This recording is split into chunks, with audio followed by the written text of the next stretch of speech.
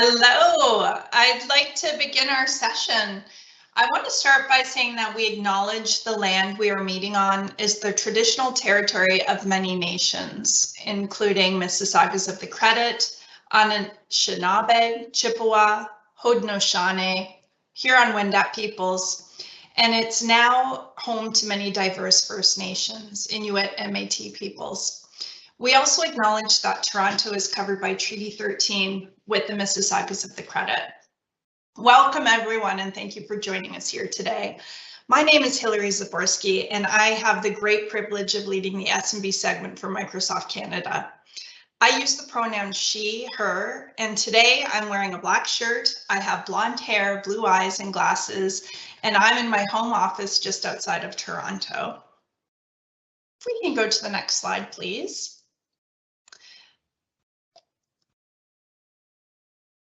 I hope that you have had an absolutely incredible Ignite experience so far today. And I hope that you feel inspired and energized to make great things happen. I know if you're like me, you can be a bit fatigued when it comes to talking about the global pandemic, but the reality is that we're still very much in it.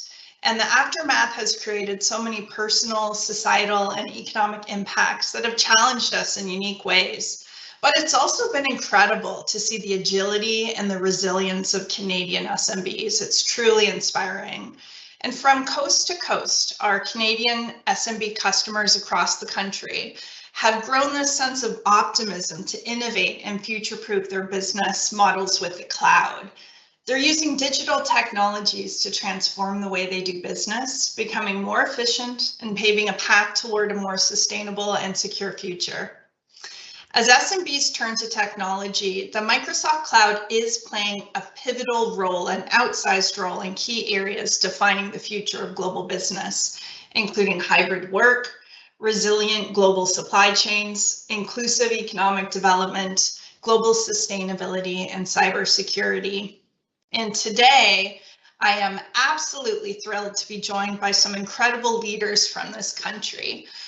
We have some great leaders from some of the fastest growing companies in Canada, and they're going to share their journey of resilience and digital optimism. I'm going to kick it over to each of them to do a quick introduction to their organization and the work that they do. And I also want you to share, what does digital optimism mean for your organization? And so to begin, I would like to invite Corey from Cement to please introduce yourself and your organization. Thanks, Hilary. Really appreciate it and happy to be here. My name is Corey Scobie. I'm the Chief Technology Officer of a company called Cement, which is a Calgary-based SaaS company. As a matter of fact, we're just celebrating our 5th anniversary this week, so it's nice that it coincides with Ignite. At its core, Cement is an empathy-focused company that uses behavioral science to create a digital outreach platform that allows our customers, our clients, companies to engage their customers. Typically, we work in the utilities, the telco, and the financial services sector, where you have large groups of customers that have an ongoing relationship with the companies that they work with. And to date, we've actually engaged over more than 30 million clients in North America across those various different industry sectors. Talk about digital optimism for a second. For us, that's something that is actually really profound, because one of the things that we believe is that by creating an empowering and a personalized approach to digital engagement, companies can actually strengthen their ties with their customers, build more loyalty, and at the end of the day, provide them with better and more targeted services. And this is in particular in scenarios where customers are experiencing financial distress, where maybe they're behind on their cell bill or something along those lines, and what they need an empowering approach to, what are the different options that I have? And so at Cement, we're really building the technology that powers that kind of engagement, and then also combines with it ultimately behavioral science, which helps us understand what the needs of people are and give them a better, more targeted experience. Thank you so much, Corey. It's great to learn more about the organization and just the role that Cement has played and the way you've used technology and used digital optimism to make a difference in Canadian lives. Thank you. Thank you so much. I now want to throw it over to you, Laurent. Can you please introduce yourself, your organization, and some thoughts on digital optimism? Just, Laurent, you are on mute. Isn't that like the keyword of 2020 or 2021? So, well, thank you, Hilary. Very excited to be here and share Guivin's story with the participants. Guivin International is a nationwide distributor of electrical and safety equipment, mostly for the industrial and the commercial industry. And contrary to Cement, it's a company. Guivin has been around for almost 100 years. And it's grown, throughout the country by acquisition. We're based out of Montreal, but we have locations across the country. Our business model is built basically on the, close relationship with our customers. And we want to be close to where, the people need parts and equipment, in their work site. And, this has created a model where we operate a lot in the real world. There's a lot of, paper being transferred in one-to-one meeting, with customers and manufacturers. So for us, having to do this digital transformation, with the situation that happened in 2020 and then 2021, turned out to be actually great opportunities, and even at some point, there was excitement about all the new stuff that we could do that our traditional business model had never really led us to. So this is really for us, a way of not only adapting to the new reality, but also discovering new ways of doing things that, without having this being pushed, like that to do it, we probably would not have found those new opportunities. So very exciting, very interesting too, and that's how we envision continuing our digital transformation from that point. So thank you so much, Laurent. Great to hear your thoughts on that. And we actually have a third panelist who I believe is not with us right now, Samer, and I'm hoping that he can join us soon, but Samer is the head of technology and operations at Good Food. I have to say I am a customer of Good Food. It has saved me, but the story of how Good Food used technology during the height of the pandemic, as you can imagine, being in the food delivery business, just the supply chain requirements and the surge in demand and what Good Food did as a Canadian organization is very inspiring. I'm hoping that Samer is able to join us. So what I'd like to do now is, Corey, I want to just probe a little bit deeper on Cement. And, I often hear when I talk to customers, how do I scale fast? And we know that scale is important, but remaining secure and being in control of data. And being in the fintech industry, I think this must be extremely relevant for you. Can you share, how does Cement approach scaling with Azure, and what benefits do you see from this elevated level of scalability, agility, and enterprise data security? Yeah, for sure. I've got a lot of thoughts on this, and I tried to sort of think about it in a smaller subset of bullet points that would be tangible for the audience. But first thing to understand is that those things are at the core of what Cement does. So fundamentally what we do is we take customer data in the form of typically PII from our customers, the telcos and the utilities and the banks that we work with. And then we use that information to create a behavioral science oriented treatment plan. And then we execute that over a course of a period of time, which means that we have to hang on to that PII for some period of time in order to go through the engagement that we have with their customers at the end of the day. And so there's a number of things there. First of all, on the scale front, you can't always have a crystal ball to understand where your scale bottlenecks are going to be, but generally you can understand where they might lie in terms of the overall software architecture or systems architecture, what you're building. And so for us, it was important to understand and take the first few years of of knowledge of Symend and operating Symend with our customers to understand that data processing is a scale bottleneck for us. It may not be for everybody. For others, it may be transactional processing or compute or storage or other areas. But really the key to that on the scale front is to understand what you believe your bottlenecks are going to be, and then design your software around Azure's strengths. And so for us, an example of that in the transactional processing world is every day we get more and more and more customer records from our clients. This year we'll treat about 30 million customers. Next year we're targeting to treat over 100 million customers around the world.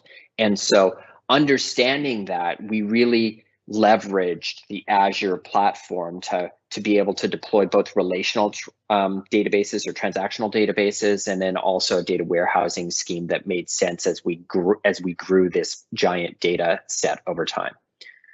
Another part of scale is really about automation. So automation is key to scale because what it allows you to do.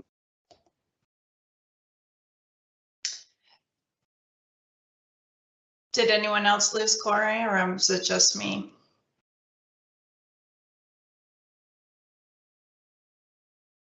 I think we lost Corey. Okay, you know what? This is the beauty of live events, people. Things like this happen. But I got good news because we have. Hopefully, I'm back. Hillary, you are back, Corey. You had me. You're talking about automation. That's when we lost you. But you're back now. Well, okay. So the irony of that is talking about scale and losing your internet connection. I don't know what to say about that, but I guess that's the world we live in this COVID where everybody works from home environment. So yeah, talking about automation, really scaling your software development lifecycle around the automated provisioning of Azure resources. So when you need to bring new resources online, it's not a function of human beings having to go out and do something, but instead using the repeatable automation that you have in the past. You asked about security as well, and I think there's two key points on security. The first one is really around, especially when you're handling sensitive data, whether it's customer data or any other kind of sensitive data, is around zero trust, which means in today's modern cloud architectures, for us, it's really important to understand that as data moves from service to service and system to system within the architecture, that you really have to have this model of zero trust built into every single layer and component of the architecture. Everything is about least privileged access. Everything is about strong authentication of the request that's flowing across the system. And then the other thing about security, a company that view of the world is really understanding and categorizing your data so you can build the appropriate security and retention policies around it. And Azure has a bunch of features and functions that are built into the platform, into the cloud itself, that help us with this. So if we want to classify a certain type of data and tag it, we know that we can turn on a retention policy that says it'll be deleted in 30 days or 7 days or 5 hours, whatever we decide is the right retention time for that. And then my last piece of advice for people around scale, security, and agility is simply this: engage your Microsoft partners. I want to give a shout out to Naveen, Julie, and Darcy, who are the core of our Microsoft team and have been partners who have really invested in understanding both our business strategy and our technology strategy, and they've been there to support us every step of the way. And we find that that partnership has been really valuable in our quest to build this massive engagement platform of the future. Thank you so much, Corey. It's great to hear. And I think there's a lot we can learn on the scale and security aspects that you talked about. Samer, welcome. We're just thrilled to have you here. And I shared that I absolutely love good food. I'd like to give this opportunity to you to introduce yourself, your organization, and any thoughts on digital optimism. So definitely, and thank you very much for Microsoft for the opportunity. And what else to claim when you are late for an event? It's technology or go train. And in my case, it was both of them actually. So my name is Samer Adi, and I lead the technology operation and security with Good Food. Good Food is a success Canadian story. Started almost 6 years back, and we are in the business of providing meal kit to our members. We don't call them customers, we don't call them clients, we call them members. And I would say over the last 18 to 24 months, mainly during the COVID era, I think the type of the business we are in exploded a lot due to the factor that people are staying at home, people in lockdown, people are afraid to go out to the street and then do their shopping. So we end up in a place where the business is doubled, I would say, from a volume perspective, from a human perspective. The number of the employees we have in the company is way more than 18 months back. And now we are in a place where to be able to meet such a demand, we needed to have a technology within our reach actually to make our life easier, I will call it, and provide service to our members in the speed they are expecting and the quality they are expecting. As a company, we are, as I said, Canadian company. We operate in almost every province. Mainly, we are concentrated around the urban areas. We have 6 manufacturing facilities in different provinces, and we are adding more, definitely, as you guys see in the news. Wow, that's just incredible to think about that surge and the growth in membership that you've had. You know, I know, can you tell us just a little bit more, Samer, on how your decision to invest in the right technology at the right time helped Good Food and help in your supply chain and fulfillment capabilities? So definitely, and this is really a good question to allow me to give the audience the opportunity to go on our journey and how we landed actually on the piece of technology we have in place. So as you know, we are as I said, in the meal kit industry, and our facilities will pick, pack, and ship meal kits to our members. And this is a purely warehouse type of a function, purely logistics type of a function, where you want to ensure that your whole chain is 100% available, 100% secure from the place where you get your supplies coming to your warehouses and then to your truck to the members and get consumed. That exploded the business, actually added a lot of I would say overhead on how you can track your logistics, how you can track your warehouses, how you can track availability for your meal kit and your grocery list that you sell to members. So landed on Microsoft Dynamics 365 actually allowed us to use that piece of technology to better manage, I will call it, our facilities, better manage our inventory, and be in a place where at any given time we can, I don't want to call it with the click of a button because sometimes that button doesn't work, but be able to generate the reports, generate the inventory, generate the tracking and the invoices you need for your supply chain without a delay. A lot of days, I will say, and nights and weeks spent it assist technologies and speak to partners, and Microsoft is one of them. And finally, we landed on the piece of technology we have now, and we are using it in, I will say, 24/7. And with the time, we are looking to add more modules to our Dynamics 365 to be able to add more resources and more functionalities to the company. Thank you, Samer. That's incredible to see how technology helped you and how you use Dynamics 365. I'm going to shift gears and turn to Laurent. Laurent, I know businesses were faced with obviously huge challenges due to lockdowns. Thankfully, we're now starting to slowly open up in many parts of the country.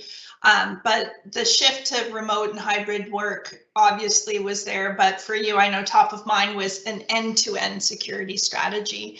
Can you tell us about how you embraced digital optimism and shifted your strategy to support the evolving needs of your customers and employees? Absolutely.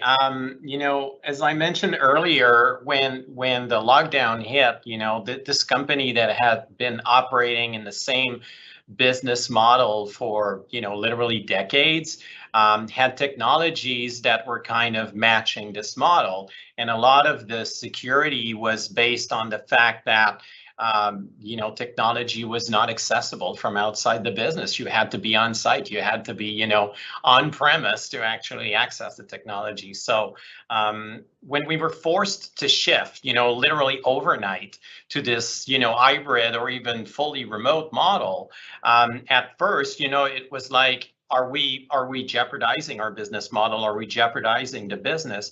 But very quickly, with the Microsoft tools, we figured out that not only could we continue to do business the way we were doing, but it was opening new opportunities that we had never envisioned before. And the key aspect here was that we were able to roll it out in a very short period of time and literally make quantum leaps in terms of technology evolution in the company, without actually disrupting the business or even how the users worked that much. And a good deal of that success came from the fact that the tools were easy to understand, were easy to roll out, and we didn't have to train people extensively on how to start using the new tools in 365. Teams was literally a game changer for us, starting to move all the data in SharePoint and in OneDrive, deploying more applications on Azure, so people were able to work from home and figure out a lot of it by themselves with town halls that we were doing here and there to help people, to just ramp up people and give them a first glance of the tool and then let them play with it.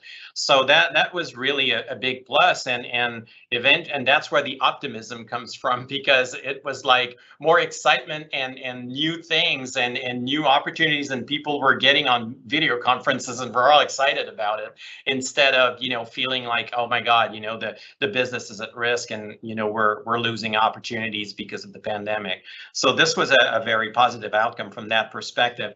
And from a security perspective, because we were moving from this very traditional model where everything was fenced, and walls were built around the systems, by using the Microsoft technologies, we were able to still maintain security of that data, but now it was accessible from everywhere, and that kind of made people realize that it was time for a move to this new environment. And it's been a great journey since the beginning of 2020, but it's not over yet. Wow, that's incredible to go from only being able to access things to on-prem. It's a world I don't think anyone can even imagine. Thank you, Laurent, for sharing. I know we just have a couple of minutes left for today's session, and I'm just going to throw a question out. Whoever wants to jump in, feel free. When we look at the definition of success, how has this changed after the pandemic, and how are you getting ready for what is next? Any thoughts? I mean, I can start. I think what we viewed in society as the workplace and the way that we interacted with the company and the economy and the ecosystem that we did has wildly changed over the course of this pandemic. It's taught us many things about ourselves, about what is important from an in-person perspective versus what kind of interactions we can have over long distances powered by technology. And I think coming out of this on the other side, obviously the pendulum has swung very far on one side, but I think coming out of it in the other direction, we'll see a slant towards many more remote and digital engagements across every facet of our world. And the definition of success for a business is how can you support your customer in the place that they want to be, as opposed to as in the place that you want them to be. Thanks, Corey. Any thoughts, Samer or Laurent, on how the definition of success has changed? I can add to this actually, and it's in the same vein as Corey said. The scale for success now, or actually the definition for success, became on how much you can adapt as a business to the requirements of your employees first and most, and then to your customers.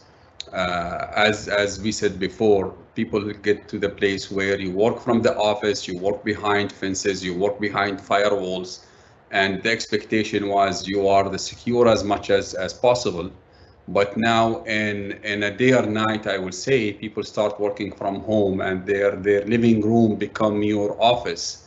So how you adapt quickly to the security threats that has introduced to the business and still be able to run the business and to serve your customers regardless of what vertical you are in. So I would say that was a true adaptation for the business needs and for the market needs, I would say. Thank you. Laurent, any thoughts?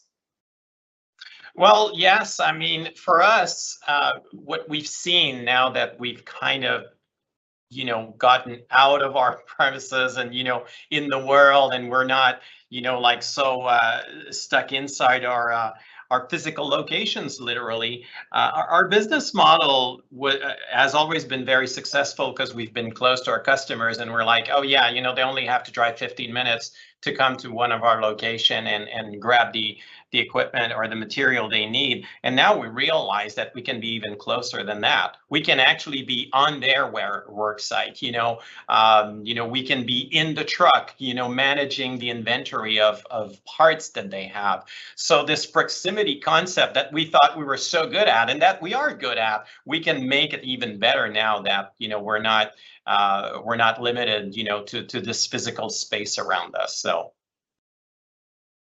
thank you so much. Well, I want to say thank you to each of you. Canadian innovators, just great stories from 3 amazing companies from different parts of Canada. I think we've learned a lot.